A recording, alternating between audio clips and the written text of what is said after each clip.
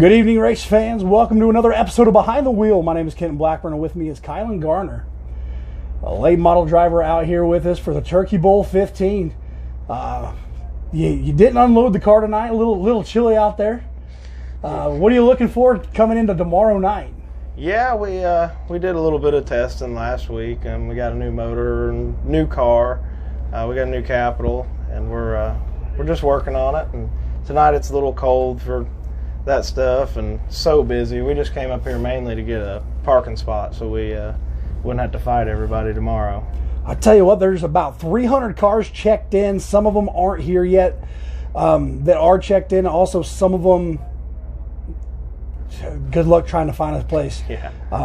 The Pure Stocks just got done running their main event with a heck of a feature, I tell you. Yeah. 0.015 seconds, and they went 3 wide for the win. And so all those cars will be gone tomorrow. So there'll be a few spots open, about 40 spots opening up with those guys being gone. But again, a little chilly. Glad you don't want to tear anything up. We've seen a few motors go tonight. Yeah. These, the cold temperatures, end of the season, a lot of guys' stuff getting wore out, and you'll have that this time of year. So we just like to not take too many chances when it's unnecessary. So those of you that are watching at home, normally I set up in front of the race car, but it is about 20 degrees outside, and he's got a heated trailer, so why not, right? So we're going to kind of jump into this, and we were talking as I was setting up the camera and everything, but how did you get into racing? My dad started drag racing in the late 80s, and he got me into junior dragsters when I was 7, but we used to go to Monette every Sunday once we moved up here, and I used to just love to watch the Mars series when they were there with, Justin, and you had Jackson and Justin Asplin and all them guys, and I just looked up to them so much that, they were my heroes. I wanted to be those guys, and so that's really what got me to want to switch to dirt. And so when I turned 13, we got a couple legend cars and started doing that, and the rest is history. Wanting to obviously move up to the super late model and finally getting the opportunity. Buying the right time. I like it. So what number are you running tomorrow? Yeah, I'm kind of known for the number jumping. Kyle Medlin, when he was helping with the cash money deal, used to give me a hard time about different numbers because I was 15 and then 28, and the 28 came from, I was always a huge Davey Allison fan. I thought he would have been really great if he wouldn't have had a tragic accident. But I'll be in the 45 tomorrow, the Danny Miller logging entry. He owns all this stuff, and he gives me a place to work, and he sure is a good dude. All right, can't go wrong there. So if you had to choose your number, you already mentioned Allison there, but if you had to choose, what would you choose? Definitely the 28 for Allison. Danny and his wife Mabel, they like the 45, so that's what we're going to run. I like it. Well, you go where they tell you to go, pretty much. You jump and you say how high. That's right.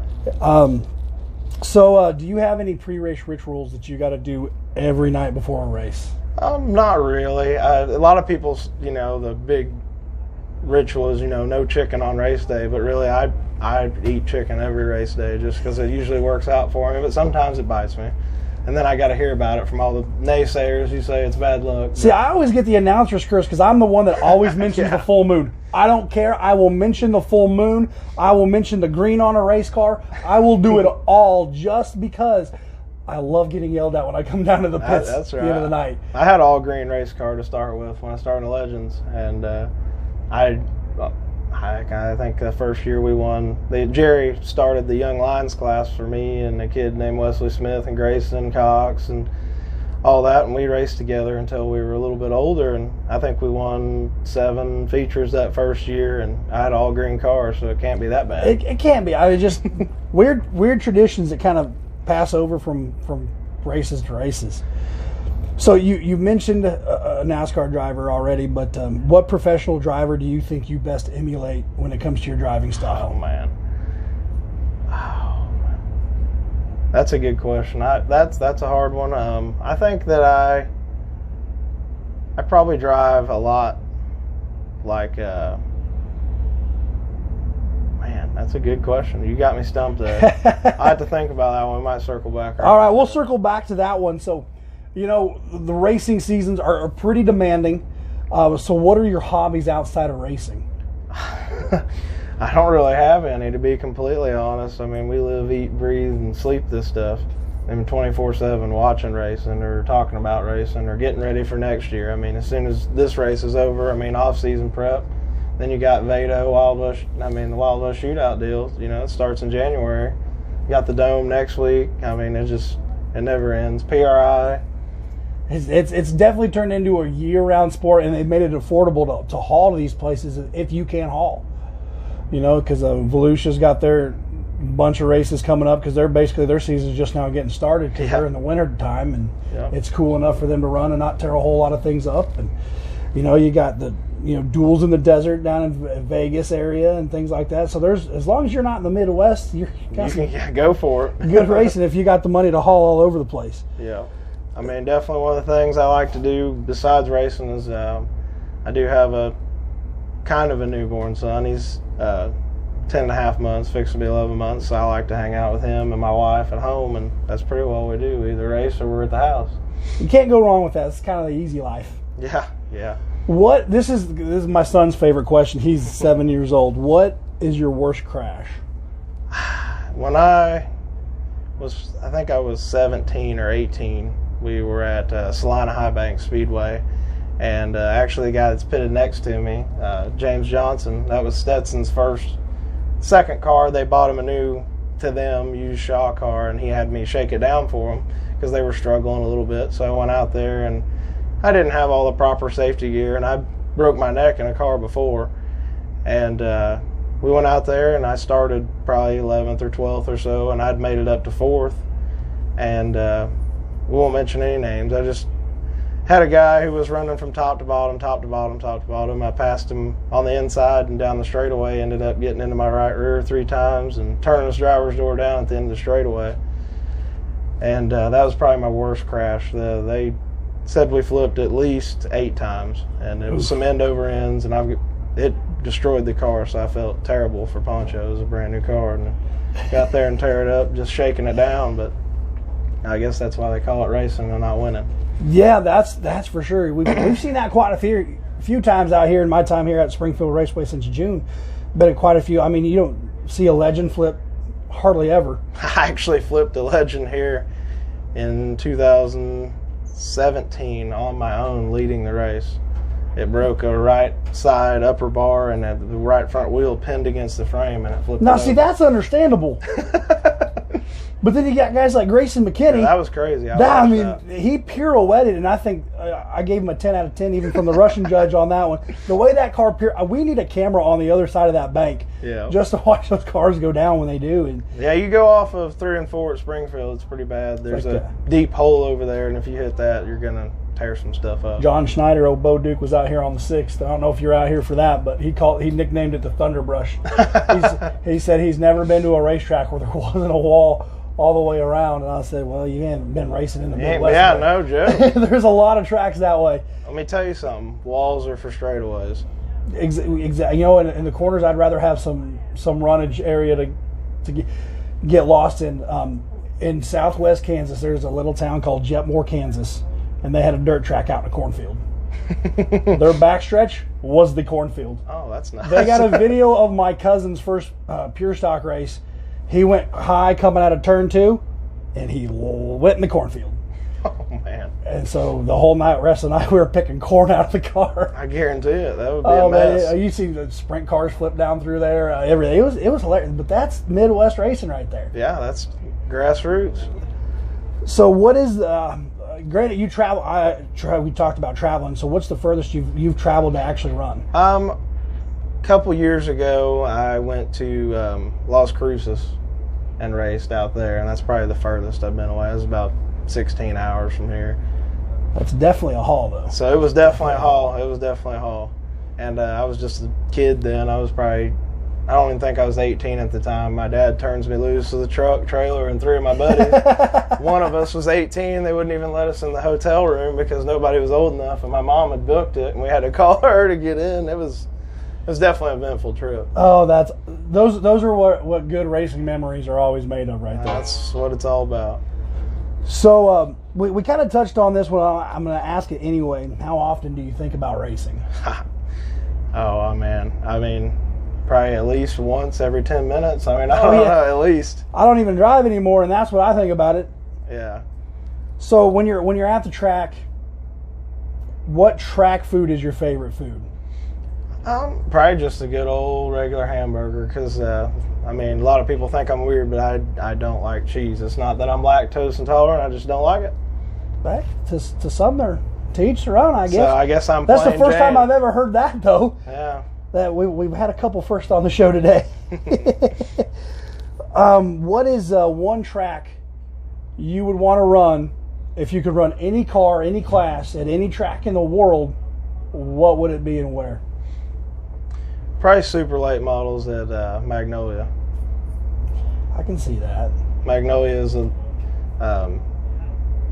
they designed that off of West Plains, and I think West Plains is one of the greatest dirt tracks in the country. So it's pretty similar. I like it. Pretty straightforward answered there. So outside of racing, what is your favorite sport? Football, probably. I was pretty big into football when I was in high school and stuff, so that would definitely be my favorite sport outside. Who's your favorite teams? College, pro? I'm a college guy. I don't really watch professional football at all.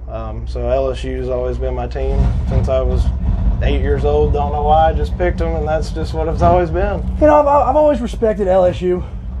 I'm not going to tell you who my kind of favorite team is. I'm one of those guys that has a good college basketball team. Oh yeah, was that Tennessee? No. It's not. It's Big 12, but Big 12. We Rock Chalk Jayhawk. All right, but I always support their football team just because they're always the underdog. Right.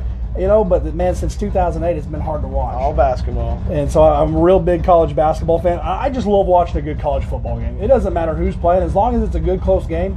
I enjoy it. Oh yeah. Then once the playoffs and conference championships break down, then I start picking sides. But it's a little difficult. But LSU's had a rough go this year. Yeah, they really struggled. They struggled the years before the year before. I mean, they had that one. They've had a. They good were year built for lately. one championship. Yeah, it's I mean, that's the dream season. I don't really think anybody can ever.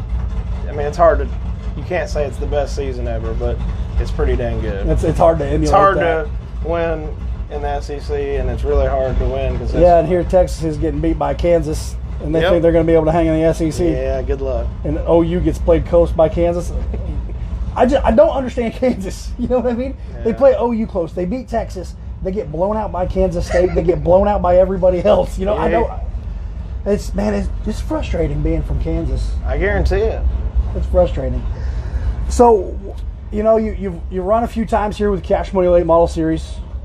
I came to the track in June, so I didn't get to see really follow along a whole lot with local racing around that time. But it seems like every time I'm here, you're here. It's just a coincidence. So what keeps you coming back to Springfield? Oh, probably because I started here when I was 13 in the Legend deal, and I love this track. And Jerry really does a really good job keeping it racy. It's never one laned. It never really rubbers up and gets. So that's probably my favorite part of it. It's always racy. You know what you're going to get when you come to Springfield. And that's really one of the answers I get all the time. I've been to a lot of tracks, throughout Southwest Kansas and things like that, and it just this track right here. It's every night you can guarantee 3-4 wide racing. Oh yeah, just guaranteed. So this is for my daughter. She's 9 and she's a big animal lover. So what's your favorite animal? Probably dogs. I'm a big dog person. I'm not really too Every exotic. interview so far. I'm not too exotic. You're not a no tiger king. You ain't got no tigers laying around anyway. No, not quite. Got a mullet coming on with some leopard print bandana. Yeah, no, I'm good on that. So one of my favorite questions is when you're coming out onto the track. It's a main time. It's a feature. The crowd's going to get into it as you're coming 4 wide. So as you're doing that 4 wide salute, then you get lined back up to start the feature. What's going through your mind? Ton of things. You always have right up to the last minute all the thoughts of, what did I leave loose? What did I do here? This field doesn't feel right when you're riding around under caution and all that. But, once you take off, it all stops. You're only concentrated on one thing, and that's definitely what I love about it. You don't have time to really think about anything else. You just got to react. Just got to react. So it's just natural. So we're going to circle right back around to it. What driver do you most emulate? It's hard to say because then, you pick somebody and then everybody's now you're going to be thinking about it tomorrow. You think you're him? That's just how my crew is. They're really on me, so they're going to watch I won't this. post this until after the races tomorrow. Okay. So you're safe on at least tomorrow. Safe for a little while. Man, I'm probably really similar to like a Tyler Carpenter style driver. He, my father-in-law is a kryptonite dealer, and I had a kryptonite that I ran in the cash money deal, and I got to hang out with those guys quite a bit, and I'd say me and him drive pretty similar. We're pretty, you could call it wild, but under control at the same time. That's the best way to be. Sometimes, it'll get you in trouble. Well, that's racing, though. You're going to get in trouble from time to time. So one more question here is, and I just came up with this earlier today. So because I got a lot of friends that are boxing enthusiasts, UFC enthusiasts, and if we did starting intros and you kind of like the Dome, and you had your own walkout song, what would it be? I put him on the spot. I don't know. Probably going to be Major by Young Dolph, and Dolph just got killed, so probably Major. I like rap. I like country music as well, but I'm from near Memphis, so I kind of like that. So definitely got some home vibes there with Young Dolph there. Sad deal there, man. Yeah, you'll have that in Memphis. This is how it is. It's turning that way around here in Springfield too. That ain't no lie. Yeah, you'll have that. That's why I'm glad I'm not from here. So did you do your guys' draw already tonight? No, that'll be tomorrow, and I am notorious for drawing terrible, so I will probably be in the back row of the stacked heat race. Well, Keith Pratt was standing next to me when he drew, and he drew the best he's drew all year.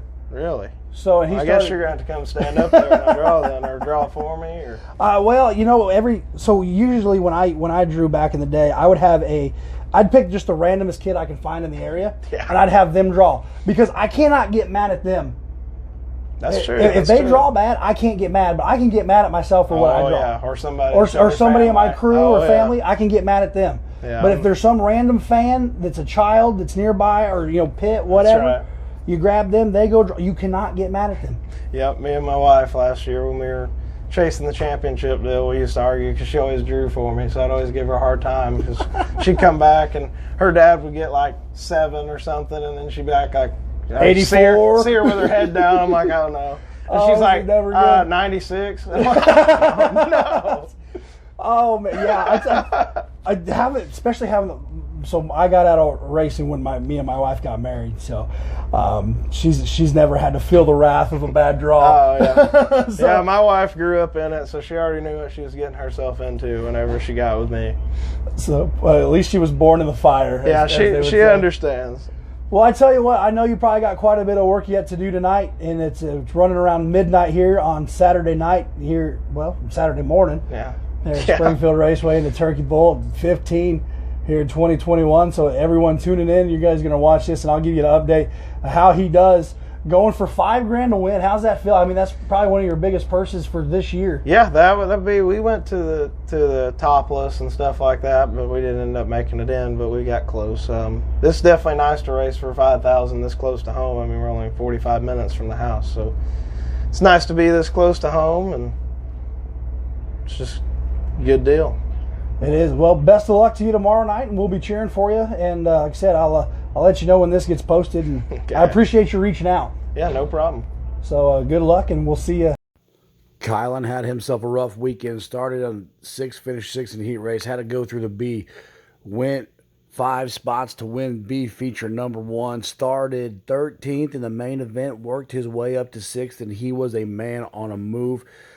Slicing and dicing, just ran out of laps.